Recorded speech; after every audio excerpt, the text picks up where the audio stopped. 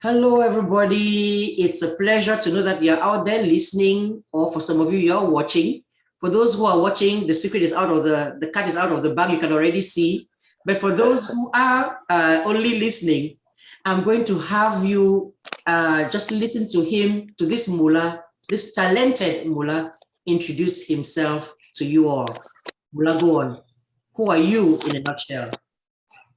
This is Mola Mongombe, son of Bokwai village in Boya, the southwest region. I'm a singer, guitarist, songwriter, music arranger, and professional bass player. Wow. You see, that is peculiar, that is very special for those of us who are on the outside looking in. We don't realize that when we hear what they call a song, you hear it all put together. And so you don't realize that there's some people who can only do one thing. Like you see a great Celine Dion, all she does is sing. She does not compose the songs herself. She does not write them herself. Somebody else does the writing. Another person does the arrangements. The arranging, yeah. Yes. So you are back in the day, like we used to have the Boalotins back in the day, who sat, played the guitar, recorded themselves first part, wow. Yeah. That is a lot of talent in one human being. And thank God. For real, we really do thank God. And how old are you? Because you are young. I'm very, very old. I'm 32 years old. Oh, then what do you want me to say? If you're calling yourself old, no, that isn't old. That's pretty young, and you have you clearly have a long way ahead of you to progress that you're going to make. Because I hadn't heard about you till maybe a year or a year and a half ago, and when I heard that Mutimbele, I'm like, where has this guy been? Oh, okay. Did he just get this voice now, or has he already been singing like this, and then nobody knew that there was this kind of talent? Yes. He has been in the background for long. You have an amazing voice. So you've been in the background. Were you doing backup singing for somebody else, or how was it? Yes, it's been a very long journey. Okay, I've been writing songs for some artists whom I wouldn't want to mention for several reasons. I've been arranging their songs. I've been directing. I've been playing guitar, backup vocals in studios, going to competitions. You know, I've done a lot of background work for at least the past 15 years before I decided to come out professionally. I'm so glad you did. I'm so glad you did. What a waste that would have been. You would have deprived the world of the talent that you've got. And it's amazing talent, I tell you. That's right. So your musical career didn't begin now. It's been at least 15 years. But yes, was Mutimbele the first one that you first put out there? Or the first song? Yes, Mutimbele album is my first official release as an artist. Okay, I've been writing songs, maybe given to some people and stuff like that, but Mutimbele is my first release. What a way to start. What a big way to start, where there's no turning back from this. But that is not definitely not at all. There's no forward ever, backwards never is what is going to happen. That's so right. I'm sure people would like to know the history of it all. You know how I know how our general Cameroon families function. They want their child to go to school. They want them to be a lawyer, a doctor, a so and so. How did your family react to you wanting to do music? Well, it had never been an easy journey, you know. I grew up in a military home. My father, my late father, may so rest in peace, was military, and my mother is housewife. So growing in a military home as a last born, you know what that means. Everybody is like a commissioner to you, like go left, go right, sit down, sit up, you know. So everyone wanted me to forward march, about 10, that kind of life. Right. But I thank God because I have the passion that I had for music was stronger than any discipline or any protocol that anyone would have wanted to give me. So I started getting stubborn. Maybe a couple of years before my father died, and but I had my mother's support 100%. She was always like, "Una leave my pikin." You know mothers, right? I know. I'm smiling. Yeah, I know. So everybody gets very hard, and she'll be like, "Una leave for me," you know. Yes. But at the end of the day, there was that idea behind my head that no matter what kind of musician I want to be, I have to get a certain basic education, like first degree. at least, you know. So I was bent on getting my degree, and I was like, okay, this is a compensation for you, my parents who sent me to school. Take this document and then let me go my way. Right. You know, yeah. So that's what I did. You paid your dues. You wanted me to do it. I've done it. Now let me let me go do my own thing. Yeah. So it wasn't easy, but I lost, before I could accomplish that, I lost my father. I was in lower seat. So there now, this music, I had no option, but everyone had to accept, because I had to play this music to send myself to university. So that's where it all began. Yeah. So, but it was not easy getting to that point. I know, but then nothing better than to convince people than to see that you're actually sponsoring your own self. Then there's no more argument. Like, what are you arguing about? He's able to take care of himself. He's not even coming to ask us to send him to school. He's doing that kind of shuts people's mouths down. Like, how are you going to complain? So they were like, oh, something good can come out of this exactly music thing, huh? Yeah. So. I don't know that you're familiar with Nikomba. You are younger, but that's what he was saying in his music line. I read all his biography and all that. That's what he was singing. Yeah, he said he had the same problem with his parents, but when he came and he said, I buy my papa big car, and I give my mommy big money, and then he said, did they wonder? So that is how it.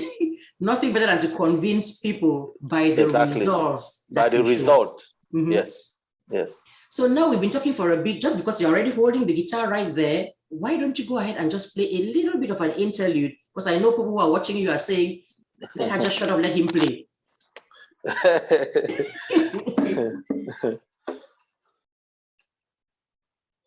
Okay, so I'm gonna do a little version of acoustic version of the song Motimbeli.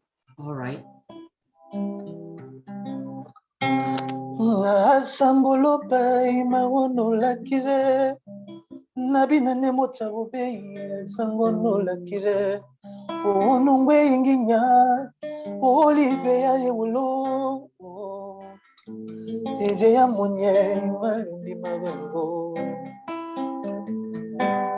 akaramia olu akaramia olu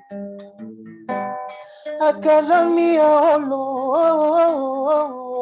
Academia. Aweki manyoneze, aweki me, aweki zombe ninunie. Ilo awonongweli jeka, umameaje, I got you cafe. Muwekera moina wase nongweli jeka Motimbeli momejala I got you cafe. Fantastic. Oh wow, that is beautiful to just listen to. Okay, for those who don't understand a word of Mukwe, I myself don't know as much as I should know. What is that song saying in general? What's the general theme behind it? Well, the general theme behind that song is a worship song, okay? It's just a worship song that acknowledges that God should be placed before everything. In everything we do, our everyday struggle, we sleep and wake up in the morning, it is all thanks to one superpower, which is God Almighty. So this is why I wrote this song saying, after everything you've done for me, I mean, I cut you cafe, respect. Correct. Thank you very much. Exactly. And when you have that kind of mind frame and you're grateful, I strongly believe he'll make sure that he clears that path for you. I've watched even the video clip, and I can see the struggles of the person in the clip, and all of that would explain kind of where you're coming from with that. That's right. Yes. That's right. So they call you le roi soleil basse. That's because of the guitar, obviously. Do you play any other instruments, though? I know you are a composer, arranger. Do you play any other instruments besides the bass guitar? Yeah, apart from singing and playing the bass, I play guitar, like you can see here. Right. Guitar. I play a little bit of piano. Okay. I play traditional percussion very well. And I also blow the harmonica. So wow. I also play a little bit of drums. I mean, but my instrument is bass guitar, and that is your trademark. That's where you're most at your comfortable. That's right. Yes, that's why you have that name. Oh, that's awesome. I don't even want to start talking about the traditional music, the latest one that you just released.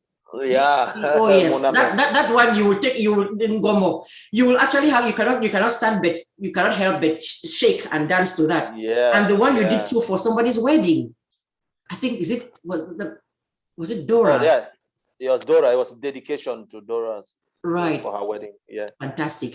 You are comfortable with a wide range of genres. Yes. Like this worship music, the real when it says it's Njoku, is the production, the name of your production company? My production company is Njoku Jazz. Yes, that's when I hear that, I know it's a whole. It reminds me of Malay things, kind of things. Yeah. Elephant, yes. And when I hear it, it just moves you. You need to dance. It's very danceable music, and then you do fantastic too with the jazz-like music. So you have a wide repertoire. Is there anything you can't play? I don't think so. Because there's this saying that we always say with my friends when we play in the cabaret. I always say like, "Je ne joue pas quoi." What can I not play? Because Cameroonians have a gift. Right. Cameroonians in particular, Africans in general, but Cameroonians have this ability of flexibility. Right. We can do everything. Very versatile. Very diverse. We can sing rumba like a Congolese. We can play jazz like an American. So Cameroonians are gifted. So even some of us who grew up in the cabaret, which is the only school that we have in Cameroon as far as music is concerned, the school of cabaret music. That's why people are amazed. People who listen to you abroad, they are amazed that, okay, they say, what school did he go to? Like none. They just, the school of cabaret. Yeah, you look at the Black Steel. They were there in Melmo's bar. That's where they grew up. They raw talent. Even the great Richard Bona grew up playing in the cabaret as a guitarist and singer in Cameroon before he went out. That is the biggest school that we have here. Being with such experience in cabaret for at least 10, 11, 12 years before I decided to take the professional road, I have touched all genre of music as a singer in the cabaret. I've sung every kind of thing. So it's easy to become the kind of musician that you think I am. I don't think the proof is there. It's not me thinking. The proof is right there. You can hear it. I mean, in different genres, you're comfortable with each one, and that is really something. And I noted your use of French. Did you learn it in school, or is it that you actually were maybe because you actually sing in French too? You sing some of the parts of your songs in French, and it's good French. It's not what we call Banga French. It's good French. Banga French. Everything, Mom, I must tell you, we learn it like we say here, we learn it in the streets. Right. I didn't French was one of my worst subjects in school, and mathematics. But today people appreciate my French. I don't even know how, because I mingle with a lot of francophone, music in this country. If you're not in Douala, you're in Yaoundé. True. There's not much of it in Boya, maybe. So, associating with these guys, you just have no choice but to learn the language and pick it up bit by bit, and maybe you can be able to interact. And there you are. You're a polyglot. You can do Pidgin, you can do English, you can do French, you can do Mukwe. That's already 4 languages that you're fluent in. There you go. Yeah. That's good for you. So which musicians, since you have been doing cabaret and you've been playing for some and that kind of a thing, which musicians would you say have influenced you or inspired you? My biggest influence of my music of all time is Richard Bona, of course. I knew that was coming. That one is evident. That one is very evident. Right. Yes, Richard Bona. And then, but when I picked up the bass guitar, that kind of changed a little bit and switched towards Etienne Mbappé. Okay. And then blending the two, the vocal and the bass playing now, I was listening more to people like Henri Di Conge, Charlotte Di Panda, Manu Di Bango, and then you can understand. Then Ben Deka too for the vocal. I follow Ben Deka a lot, Right. So, but my biggest influence, it's all Richard of them my Bona. favorite musicians. Yes. Yeah. No, it is obvious. I could have, if you had asked me to guess, I would have named, I think, the exact list that you have just given there.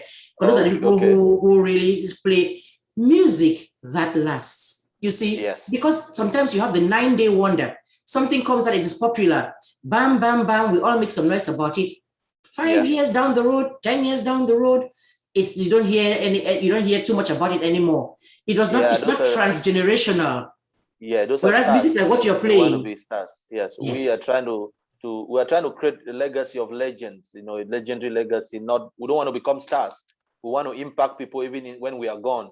We want our music to speak to people. So that's why we are not excited in following, in quotes, the latest trends. Yes, we don't follow trend. We sing according to our spirit, how we are inspired. We talk to people. Important. Yes. Very important. That is true. There's no way you can. I think about some songs that came out before I was born myself, and I'm old. And it goes like, yes, like Manu Dibango, he kept on playing till he went. Yeah. But you will look back at like Ngolo Wake, you would dance to it even now. Still there. It's still there. It's not going anywhere. Baby Manga and Amio. What will you ever do with it? It's not going, it's not going anywhere. That is what Mutimbeli will be. It will be there long after we've all left this planet. Except God returns, Christ, it will be there. Just it's not going anywhere. It's not the latest sukus, latest so going. It is there to stay. All right, now let me go to something a little bit more personal. If people are watching this, if they know you, if they can see you right there, they can tell you are an albino. Of course. And I know you have no problem with it. I don't either. Nobody should. But we all know how life is. People do. So I was going to ask you, did you encounter any of those kinds of struggles simply because of who you are, the way God made you? Yes, it will be a lie if I say if the answer is no. No, it's been a very tough journey. Okay. I was born, of course, in Africa, in Cameroon, and in one of the very typical Bakwere villages where we cannot avoid telling the story of the myth that surrounded the birth of people with albinism back then. Yes, so it has never been easy. You know, the stigmatization, the discrimination, and all what you can name, from the village to the school to the local environment, everywhere. It was tough. It was really tough, you know, but I am the third albino in a family of 6. So I have 2 brothers who have my same color. And so, so with their help, and they faced even worse situation than me. So they were there at least to guide me, to make me feel a little better. And of course, my mother, whom I will keep on thanking till her own last day, you know, she was there telling me that, hey, if they say you are different, tell them that they are all the same. Exactly. She kept telling me that when they laugh at you that you look different, tell them that they all look the same. You know, and I kept that inside of me. And then as I was growing up in school, you know, she kept telling me that, okay, don't let people judge you from the way you appear. Work on yourself and let people be able to see beyond your physical and judge you for your content.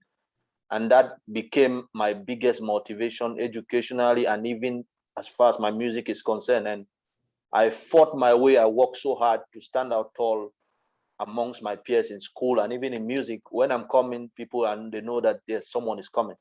It's all thanks to that stigma and that discrimination that I am who I think I am today. In the end, it turned out to be a blessing. Like they say, when they give you lemons, you make lemonade out of it. Even though who you are is not anything like a lemon, you have every right. Everybody is a person created by God the way they are. That's right. So it is already wrong that somebody should have to fight and prove themselves double before they can be recognized. In other words, if you didn't end up playing any guitar, so what? If I want to be a farmer and I'm the way I am, where's the problem? But unfortunately, that is how our society looks at certain things, which according to the society is not the normal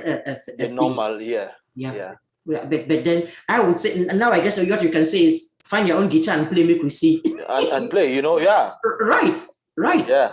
So I am glad and so thankful. I will thank your mother too, along with you, for being, because that kind of encouragement really does help. It really does count to boost a young child to sit and say, when they can hear their mother's voice playing in their ear, saying in their ears, So that's what we can learn from her. That is something which we should do to encourage, whether they are our own children or the neighborhood children. Correct. Anybody, these are all our children. So do you think it has changed from the time when you were growing up? You think it's better now? This whole stigma thing? it's way, way more better. Civilization has played a role in all of that. People begin to get another level of awareness and exposure, and they begin to accept and understand a lot of things. And like I said, it is true that till now there are some people with our kind of skin color who still have that complex. Okay, right. But I think the greater part of it, especially those of us who have become frontline figures. If I say frontline, like in my orchestra, I mean, who wouldn't want to see me? Right. So those of us who have worked so hard to become frontline figures, we can say that it is better, because people who used to say, "Who is this?" now want to be like, "I want to be your friend." Everybody want to associate, and so I think people are beginning, and obviously they will continue to understand that they will. You have to accept what you cannot change.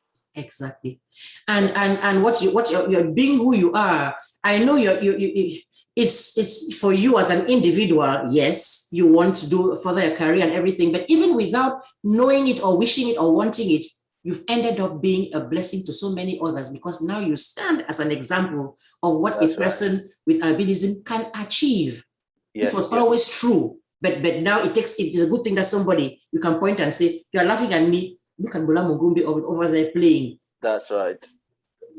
As they say in French, parler encore. Parler encore. Parler encore. Tu as déjà fait quoi que les gens ont vu. Exactement. There we go. So I was going to ask you, what is your own? I know many musicians and artists don't like to be asked what their own favorite song is, because every song is your baby that you took your time to produce and compose and create. So many would like to be asked, what is your favorite song? Like there's one which is not good enough. But do you have a favorite secretly?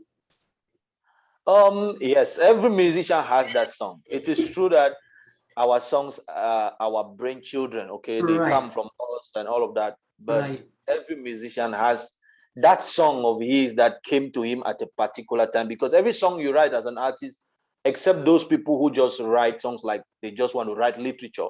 Yes. But every musician who produces songs out of inspiration is inspired by a particular moment or a particular happening at a particular time. True. And for this, my first album, the song, apart from Motimbele, which is a prayer that I hold dear in my heart, my best song is Lina Lami, because it's a song, it's a song that, yes, Lina Lami, my name. My name. Sorry, my name. Or my life, or Yes. So what is it? What does it say? Do you want to play a few bars of it, or explain what it's talking about before you play it? It's up to you. Let me try this, you see. Okay. Lina Lami litimbi newspaper, Lina Lami litimbi Morocco, Toima moto alanga, Toima motalema, Lina Lami.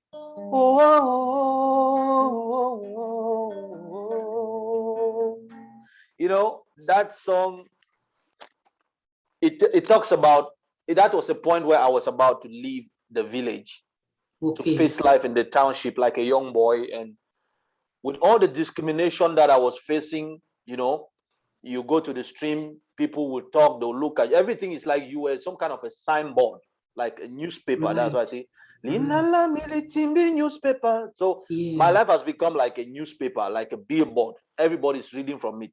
What I do, they talk. Even what I did not do, they talk about it. So I'm just the talk of everywhere. But I was like, okay, but as you are looking at my life, that is how somebody else is looking at yours. So do not try to take out a stick in my eye while you have a bigger one in your own eye. So that song speaks a lot to me, because I was leaving a message to those village people who make their life out of talking about others. So that song, it reminds me of special importance. It resonates with you specifically. So before we even go on, we should ask, because you know how we are. We are listening to the beautiful music. We're enjoying it. Okay, now what about the artist himself? Is he benefiting fully from his God-given talent? How do we purchase your music? How do you really make, let me call it money, a living out of this? How does it work? Well, it is very true. It is very true that we are in an environment, we are in a milieu or in a country, if I may put it that way, that these things are really complicated. They are not really well structured, especially the kind of music that Mola Mongombe does. You know, it's not the regular urban, recent, trending kind of music. It's music that speaks to another kind of audience, right, which I must say that we really don't have such audience here in Cameroon, right, or even Africa, or even here in Africa. Okay, much of our audience is out there, and that is why if you can check the example, like the Richard Bonas, they had to leave this country, shores of this country, for them to see the limelight. Mbappe had to leave, Henri de Conge, name them, all of them, Manu Dibango, right, you know, they could not make it from here. I'm not saying Mola Mongombe cannot make it from here, maybe, but that is the first challenge. Right. Yes, right. making it, selling it, getting the ready consumers of the kind of music that we do, it's tough here. So making that money is a little bit more difficult. So we have to work extremely hard. Even, you know, talking about YouTube and all that, people don't really understand. So even the numbers, to get those numbers to even be able to pay you something is tough. So how do musicians like us make money back here at this stage? We work extremely hard. We have to be extremely creative. Like, maybe I have to wake up every morning and being inspired, pick up my guitar, sing something beautiful, post it maybe on my status, and then someone will see and they'll be like, oh, Mola Mongombe is here. We have this event. Let's call him. What can we pay? And then they'll pay you some money and, you know, run around doing some gigs, teaching from here to there, hoping that that big opening out there is going to come. But that's how we put food on the table. They say knock on wood right here. That is why I wanted you, one of the reasons why I wanted you on this show, because you never know what medium, what path, who may be listening, who may end up picking up on this to try to do, to just put you out there. And so more and more people get to know who you are, more and more people get to just realize. I will tell you, there was a time when I was trying to get you earlier on to do this chat. And I was trying to arrange with somebody that I knew in Limbe because of the bandwidth and the internet Wi-Fi issues. And I said, I was saying with all excitement, I'd like to have Mola Mongombe is going to come. And she was like, oh, who is that? And I'm going, are you kidding me? You don't know who he is? You see, and you're down there in Limbe, you see, because now the internet is what is helping a little bit more. Like when you said you post a song. And I'm going to just take the advantage now to tell all the listeners and all the viewers who are viewing this right now, in the middle of this sentence I'm making, can you just go to YouTube, enter his name, Mola Mongombe right there, and go and find the video and just hit the like and subscribe. Nobody's asking you a dime for that. Just like when the latest one that just came out, when Mola Gnocchi told me it's been posted, I just went, I didn't listen. What I did before even hitting the play button to listen was like, go do that. Because you see the other musicians, like in Nigeria there, you see 2 million likes and whatever it is that you're saying, that is what we do. You like, you subscribe, you share. Like, subscribe, share. I don't know whether we should get tattoos on our arms and say like, subscribe, share. It costs you nothing, but it means a lot for the musician. For the artist, yes. For the artist. You see, because that is how it works, and that's how YouTube does, and it sees that there's a lot of traction coming here, then the little bits and pieces, they deserve it because we enjoy the music. You should be paid. Imagine if you went to work and they did not give you a salary. You are going to actually sit down there, button somebody to fight. This is his own job. This is his job, what he's doing there. Do you have your tunes on iTunes yet? Yes, my album is all on all those online platforms. Platforms, yes, you have my songs there. So go. It's like $1 something, which I mean, go there and just download the entire album. Just buy it. All those places. That is how we can support them and stop hearing the little sad stories. When somebody, Mamangeya, this has happened, so has gone away in poverty. Why? When they have all that talent and they live their lives serving you, your birthday party, you dance to their song. Your wedding, you dance to their song. And then they should be able to make a living out of their craft. out of their talent, out of their career. So that's one of the reasons why I wanted you here. And so are you aspiring one day to get out of the country, to be able to go out of the country? And if so, where do you have your sights on? Where would you, if the magic lamp, Aladdin and the magic lamp, now they came and they rubbed the lamp and said, make 2 wishes. What would you wish? What would you say you wished for? Well, my wish, or my greatest wish of all times, has always been to have the opportunity to present my music in front of the right audience. When I say the right audience, and the right audience is my dreamland, the United States of America. That is my dreamland, because I already have everything mapped out. I know where and how I'm going to go about everything. The moment I step foot in that place, they will know that a mixer has landed. This is a bomb. Oh, yes. wow. Yes, because I know the fire burning in me, and I know that if I touch foot in that place, they'll be like, where is this alien coming from? It will happen. Yeah. It will happen. As you yourself said, keep the faith, keep the hope, it will happen. Now that and you came on to, and then COVID-19 came in there and did all of this stuff, borders were shut, people were in lockdown and things. Yeah. I believe as it begins to open by the grace of God, things open and everything, that dream of yours that you have held onto will come true. And I believe, like you, that when you come on here and people get to see you, hear you and everything, you yourself will actually, the épanouissement is going to actually, you're actually going to blossom, and and even your creativity will increase. It will increase, of course. Yes. So I pray that and wish that for you. Definitely, believe me. I pray that and wish that for you. Anything else before you play another little bit of interlude? Anything else that you'd like to say and appeal to the audience? Just share something.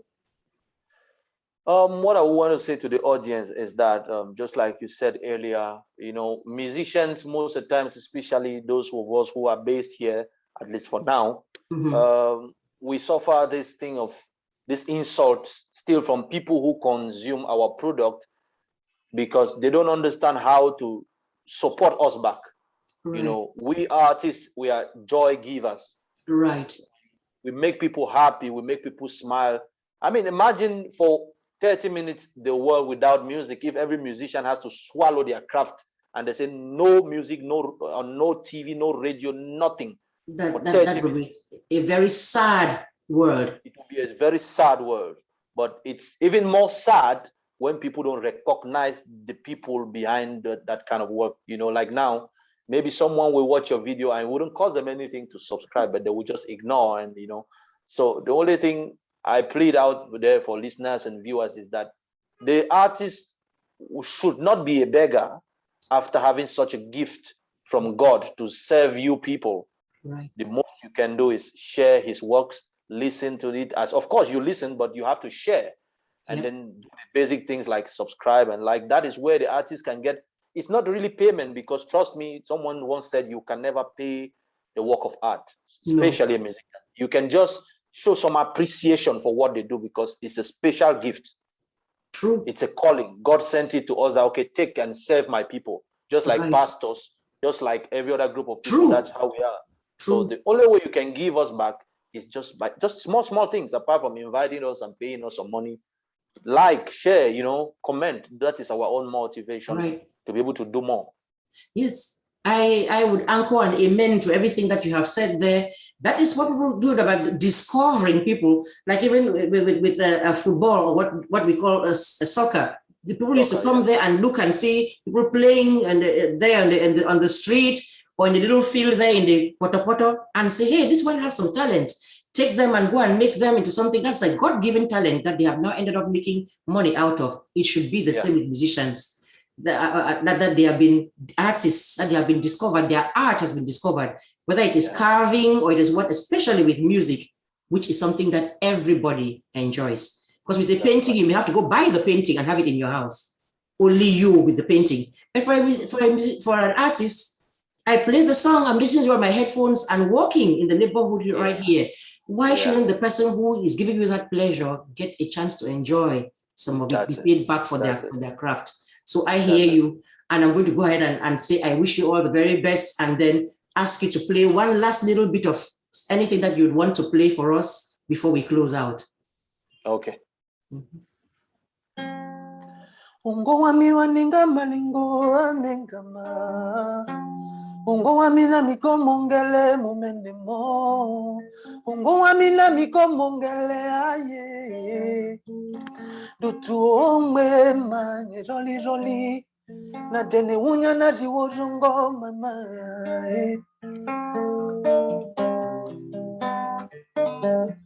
Nazawe tomosio, mazawe tomendio. Nawendi moseya, mamale kundi muso. Nawe tomosio, mazawe tomendio. Nawendi moseya, mamale kundi muso.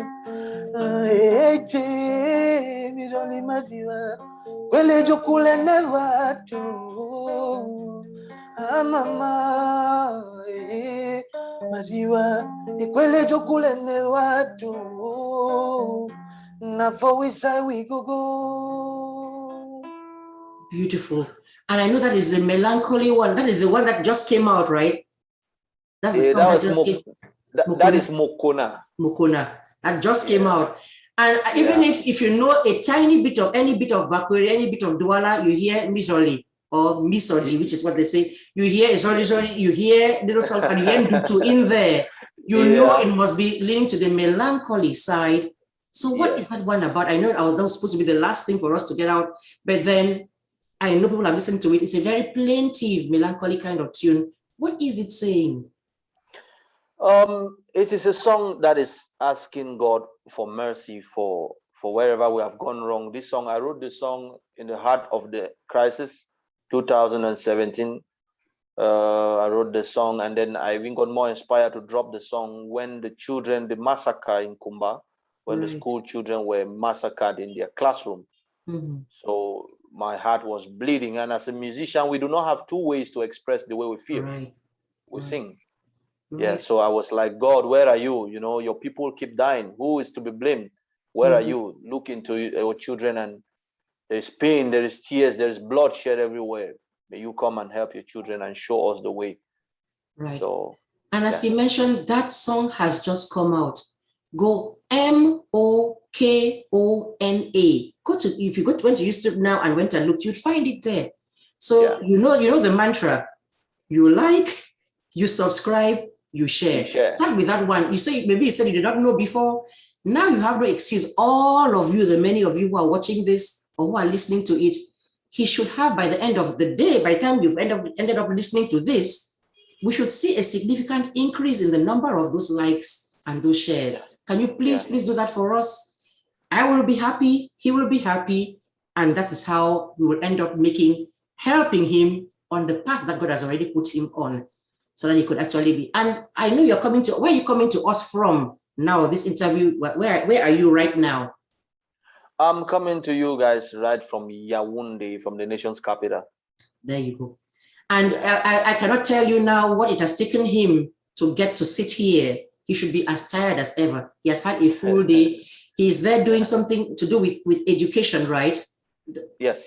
Teaching music to the children and the language and the traditional music, try to pass it on, you know. Our tradition and culture is threatened by too much civilization. Right. So the Ministry of Education thought it was that someone like me who is still attached to the culture should try to pass something on to the younger generation. What a brilliant idea. And they could not have made a better choice to actually come and have you do that. And I just thank you, because you've had a full day doing that. I know we were supposed to start a little earlier. You were caught in traffic with the rain and all. Yet I said to Mola, give him some time, Mola Nyoki, give him some time. Maybe you can do it later on. He says no. He says he's ready to go. He's good to go. And I was like, wow, then let me go tie my hair really quickly and come and sit back down. I want to use this opportunity to thank Mola Nyoki a lot, because he has been working so tirelessly and, trying to get this done, promoting, dropping the song and here. I mean, may God bless Mola Stain, and I pray we have many people like him. We're going to do great things. Amen. More like him.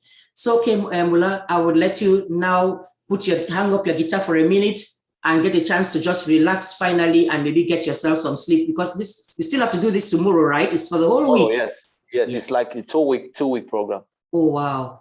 All the best. And if people need to contact you for a gig, for something, hey, to promote you, hey, to bring you out to the States here, what's the best way to reach you?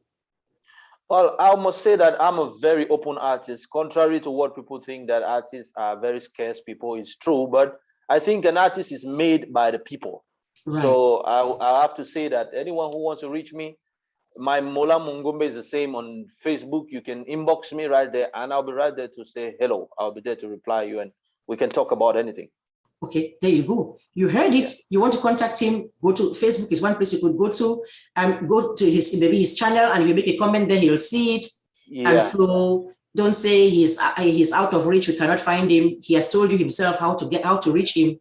You know, you can have him to do a gig. Look at the Minister of Education has called him to come and do what he's doing there. You can call him while in Cameroon there to do a gig, like that wedding with the Dora that I saw you there. And I know Naomi Musa, when she was doing her foundation, the Etombi Foundation. Etombi Foundation, I was there too. Yes, very well dressed with a suit. Mola doesn't play. Eh? Don't mind as he's sitting wearing his cap like this, I just saying. Mola doesn't play, he comes correct. Yeah. You know, Bakurema no the take class. Oh, never. Doesn't happen.